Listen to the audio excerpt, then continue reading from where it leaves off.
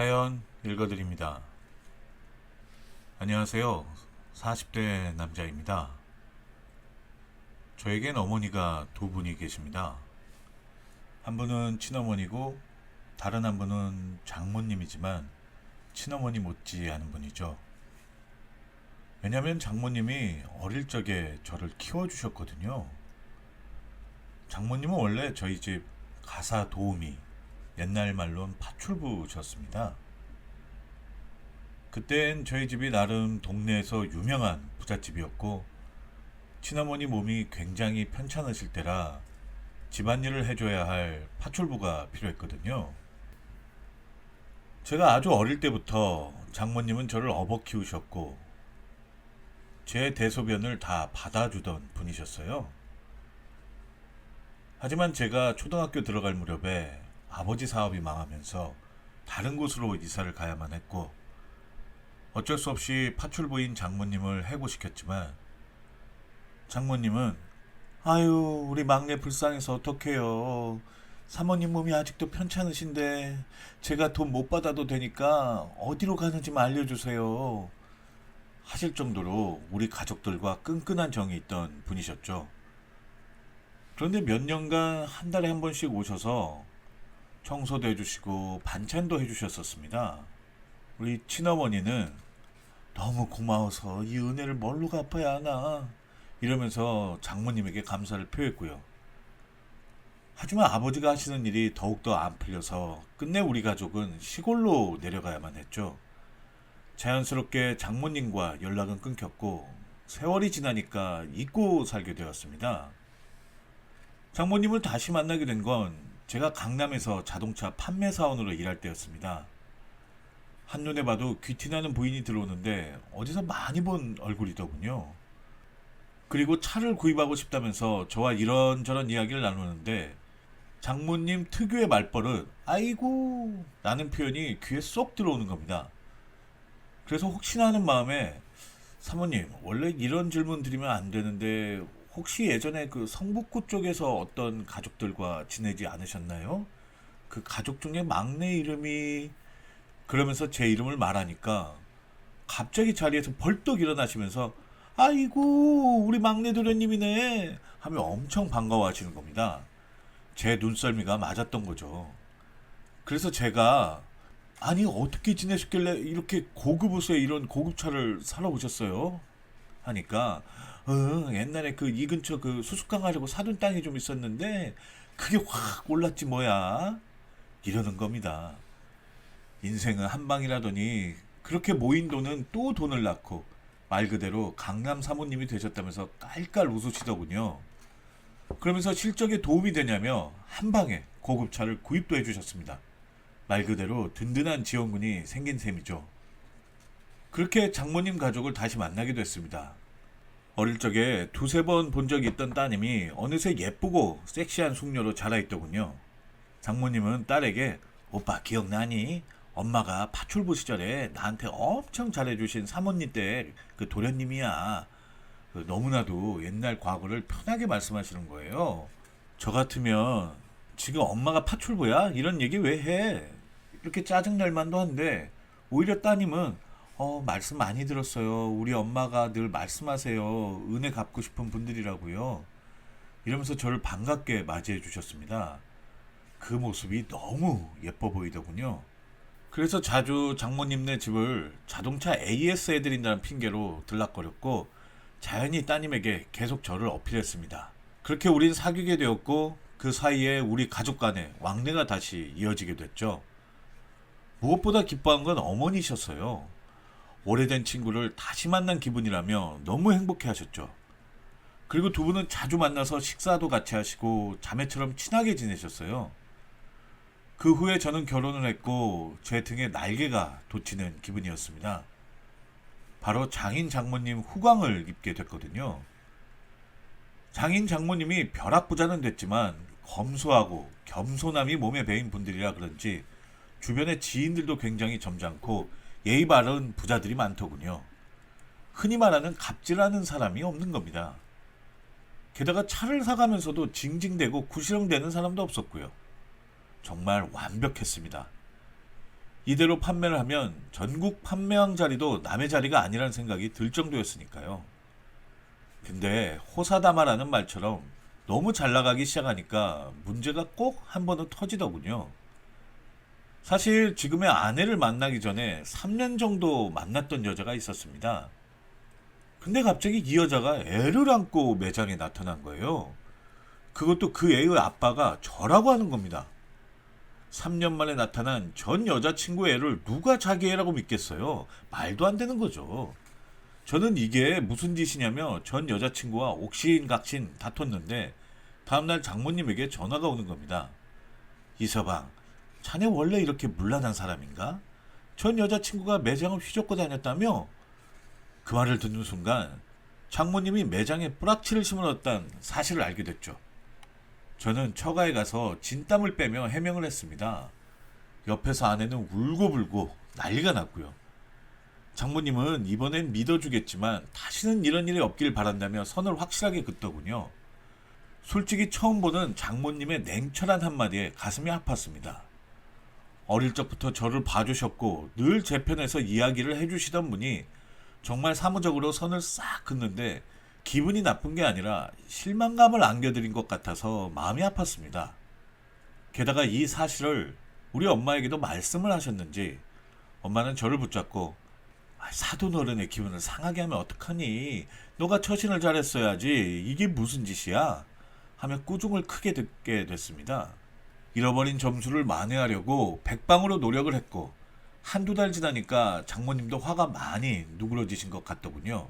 그 사이에 전 여친의 아이가 제 친자식이 아니라는 유전자 검사 결과가 나와서 더욱더 기분이 풀리신 것도 있고요. 그렇게 다시 일상으로 돌아가나 싶었습니다. 근데 장모님의 간섭은 여기서 끝나는 게 아니었습니다. 틈만 나면 이것저것 꼬치꼬치 묻는 게 아주 일상이 되어버렸죠. 이서방, 요즘 우리 딸이랑 잠자리는 몇 번이나 갔나? 손주 안 보여줄 건가? 이서방, 요즘 퇴근하고 집에 어떻게 가나? 어디 들리나? 뭘 먹었나? 나한테 톡으로 알려주게. 이런 전화나 문자나 하루에도 몇 번씩 옵니다. 마치 장모님이 저를 감시하는 듯한 느낌이었어요. 게다가 회사에 뿌락지가 있는 걸 알고 나니 사람들 대할 때마다 눈치가 보이더군요. 하다못해 오늘 하루 화장실 몇 번 갔다 온 것도 보고해야 할 판이었습니다. 그래서 아내에게 넌저시 힘들다고 이야기를 하니까 엄마가 평생을 남의 집 파출 보러 살면서 보고하고 설명하느라 버릇이 돼서 그래. 본인도 보고받아야 직성이 풀리거든. 이러는 겁니다. 그 말이 이해는 가면서도 억울한 겁니다. 내가 이해 못하는 건 아니야. 그래도 나는 누명을 썼고 해명까지 싹 다 했는데 이렇게까지 꼬치꼬치 감시하면 나보고 어쩌라는 거야? 아내는 자기가 사고만 안 치면 아무 일도 없어 하면서 제 말을 싹둑 자르더군요. 기분은 나빴지만 어쨌든 금방 잠잠해지겠지 하고 덮어뒀습니다. 하지만 이번엔 수리말썽이었습니다. 거래처 사장님 중에 큰손이 한 분 계시는데 지점장님이 저에게 직접 접대를 하라는 겁니다. 사실 이런 기회를 통해 제 고객이 되면 저야말로 횡재를 하는 거라서 놓칠 수 없는 기회였죠. 근데 이분이 그날따라 여성이 있는 술집에 가고 싶다고 해서 대접도 할 겸 따라갔습니다. 보통 그런 곳에 가려면 현금으로 처리를 해서 흔적을 남기지 말아야 하는데 제가 그냥 깜빡하고 카드로 결제를 해버린 겁니다. 당연히 카드 내역서를 본 아내는 도대체 그런 곳을 왜 가냐며 다시 한번 뒤집어진 거죠. 솔직히 좀 당황했습니다. 이게 이렇게까지 천지개벽하게 난리칠 일인가? 이런 생각이 들었죠. 그리고 대부분 이 정도 일에 처가에서 난리를 치진 않잖아요. 제가 바람을 핀 것도 아니고 사기를 친 것도 아니고 그날 여성이 있는 술집에서 술만 마신 것 뿐이니까요. 근데 처가에서 또 전화가 온 겁니다. 장모님은 이서방, 도대체 왜 이렇게 문란한가? 내가 사람 잘못 본 건가? 어릴 적엔 안 그랬는데 왜 이렇게 변했어? 아니 왜 아내를 두고 다른 여자랑 술을 왜 마시는 겐가? 하며 꼬치꼬치 따지고 캐묻는데 정말 사람 돌아버리겠더군요. 그래서 약간 짜증을 냈습니다. 장모님, 저도 사람을 만나서 접대를 해야 하는 직업이고 이제 저도 성인인데 그런 곳에서 술 한잔 할 수도 있는 거잖아요. 제가 무슨 바람을 핀 것도 아니고 돈을 몇십 몇백만 원 쓴 것도 아닌데 너무하십니다. 이렇게 말씀을 드렸더니 갑자기 장모님 목소리 톤이 확 올라가면서 지금 네가 옛날 도련님인 줄 알고 유세 떠는 거야? 내가 지금 니네 집 파출부였다고 막 말하는 거야? 지금 어디다 대고 함부로 입을 놀려? 이렇게 화를 내는 겁니다. 늘 웃는 목소리로 상냥했던 장모님인데 갑자기 화를 내시니까 또 당황스럽더군요. 괜히 일을 크게 키웠구나 라는 생각도 들었지만 한편으로는 제가 뭘 그렇게 잘못했나 라는 생각에 잠시 머뭇거렸습니다. 그래도 어쩌겠습니까? 제가 그런 곳에 안 가는 게 맞는 거죠. 그래서 다시 한번 싹싹 빌었습니다. 문제는 이번이 두 번째라며 이대로는 안 되겠다며 딸을 데려가겠다고 집으로 찾아오셨어요. 아내 역시 짐 싸들고 처가로 가버렸고요. 정말 허탈하더군요. 이런 일로 장모님과 관계가 깨지면 어릴 적부터 쌓아온 좋은 추억도 깨질 판이고 솔직히 처가에서 지원받는 인맥들도 깨질 판이라 저에게 이득될 게 아무것도 없었습니다. 근데 하나가 터지니 또 하나가 터지는 겁니다. 아내가 처가로 가고 바로 다음 날입니다. 그날 부서 회식이 잡힌 거예요. 솔직히 온갖 핑계를 대고 빠진 후에 처가에 가려고 했는데 도저히 빠질 수가 없는 상황이 돼서 아내와 장모님에게 급한 업무가 생겨서 내일 처가에 찾아가겠습니다. 저의 잘못을 깊이 뉘우치고 있습니다. 이런 식으로 먼저 사과를 한 뒤에 회식 자리에 참석을 했습니다. 어차피 기분도 꿀꿀하고 마음도 심란해서 술을 몇 잔 벌컥벌컥 마시니까 기분도 알딸딸하니 좋아지고 객기를 부리게 되더군요. 다들 오늘 뭐 기분 좋은 일 있어? 이러길래 저도 모르게 소리치면서 죽고 싶습니다. 오늘 먹고 죽어버릴 겁니다. 이러고 있었죠. 근데 또 장모님에게 전화가 오더군요. 고작 회식하는 게 중요한 일인가? 이렇게요.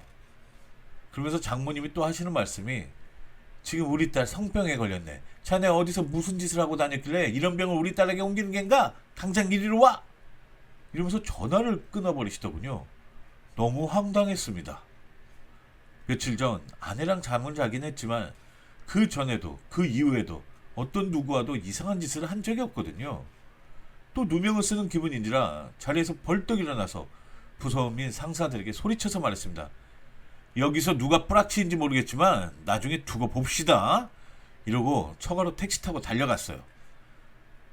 문 열고 들어가 보니 장모님과 아내가 거실에서 씩씩대며 앉아있더군요. 그래서 제가 저는 결코 이상한 짓을 한 적이 없습니다. 라고 해명을 하니까 장모님은 이제 자네를 못 믿겠네. 정말 억울하고 화가 나더군요. 게다가 술까지 마셨으니 기분이 확 폭발해서 제가 바지라도 벗어서 보여드리면 믿으시겠습니까? 라고 했죠. 장모님은 잠깐 당황하는 표정이더니 마치 기싸움에서 안 지겠다는 투로 어차피 어릴 적부터 많이 봤거든. 내가 이런다고 쫄아서 말릴 것 같아? 벗으려면 벗어봐. 그렇게 억울하면 벗어봐. 이러는 겁니다. 그 모습이 어찌나 짜증이 나고 억울하고 화가 나는지 저도 모르게 허리띠를 풀고 바지를 확 내렸습니다. 그리고 속옷마저 내리려고 하는데 장모님이 됐네 됐어 자네 마음 충분히 알았네 이러면서 말리시더군요. 저는 너무나도 결백했기에 보세요. 저는 억울합니다. 이참에 저희 억울한 걸 다 풀어버릴 테니까 보시라고요. 이러면서 소리를 쳤죠. 장모님은 됐다고 얼른 딸 데리고 집으로 가라며 방으로 들어가셨고 아내는 당신 왜 이리 취했어? 라며 저를 부축하고 집으로 왔습니다. 그리고 술 기운에 제 필름도 끊겼고요. 다음날 아내에게 도대체 병은 왜 걸린 거야? 당신 이상한 짓 하고 다닌 거 아니야? 추궁을 했죠. 근데 알고 보니 아내가 걸린 병은 헤르페스라는 수포성 바이러스인데 스트레스로 인해 생길 수도 있고 키스로도 옮길 수도 있다고 합니다. 어쩌면 제가 옮겼을 수도 있는 거죠. 말 그대로 흔히 생각하는 성병과는 약간 다른 거지만 어쨌든 아내가 화를 낼 만한 상황이었습니다. 그걸 본 장모님 역시 화를 낼 수도 있었고요. 근데 오히려 제가 너무 세게 나가니까 이번에도 이해를 해주신 겁니다. 그때 이후로 저는 술을 완전히 끊었습니다. 술자리에는 사회생활 때문에 어쩔 수 없이 갑니다만 여성이 나오는 자리는 절대 금지. 정말 어쩔 수 없는 자리라면 절대로 접촉 금지로 외쳤죠. 조금씩 제가 변화하는 모습을 보이니까 아내도 장모님도 조금씩 믿어주시더군요. 그리고 저의 마지막 남은 미션, 바로 회사에 뿌락치는 누구였을까 찾아보기 시작했습니다. 바로 우리 지점장님이시더군요. 어떻게 알았냐고요? 실마리는 아주 쉽게 풀렸습니다. 처가 식구들하고 강원도 여행을 가서 놀고 있는데 장모님이 잠깐 자리를 비운 사이에 장모님 폰으로 문자가 하나 온 거예요. 바로 지점장님이시더군요. 형님처럼 가깝게 지내던 분인데 좀 놀랐습니다. 무슨 내용인가 봤더니 제가 연차를 써서 휴가를 간다곤 했는데 어디 다른 데 가서 이상한 짓을 하고 있을지 모르니 오늘 자기가 연락해서 술 한잔 하자고 테스트를 해보겠다는 겁니다. 그걸 보는 순간 모든 의문이 풀렸습니다. 어쩐지 지점장 형님이 큰손 거래처 미팅도 저한테 넘기고 회식도 주도적으로 이끌었던 모든 게 딱 맞아 떨어지더군요. 그래서 장모님에게 문자를 보여주며 이거 장모님이 시키신 거예요? 라고 한마디 했더니 그제야 장모님도 미안하다며 정식으로 사과하시더군요. 그래서 왜 그랬냐고 물었더니 자네가 어떻게 커왔는지 너무 궁금했는데 마침 지점장도 아는 사이고 해서 몇 번 물어보니까 지점장이 알아서 몇 번 연락을 준 거야. 나는 자네가 옛 여자친구 때문에 사고 칠 뻔했던 일 외에는 뭐 따로 부탁한 적은 없네. 이러시더군요. 솔직히 찜찜하긴 했지만 앞으로는 그런 일 없기로 하고 지점장 형님에게도 정중히 말씀드렸더니 앞으로는 안 그러겠다며 미안하다며 사과를 하셨습니다. 더 크게 문제를 만들려면 만들 수도 있었지만 그냥 여기서 덮는 게 좋을 것 같더라고요. 그 이후 다시 처가 관계가 매우 좋아졌고 지금까지 행복하게 잘 지내고 있어요. 그리고 어쩌다가 친구들과 만나고 돌아오면 아내가 장난삼아 바지 벗어 이럴 정도로 그때 그 사건은 이제는 재미있는 추억으로 남았습니다. 이제 우리 부모님 그리고 처가 식구들 모두 행복하게 잘 살았으면 좋겠습니다. 저의 긴 글 읽어주셔서 감사합니다.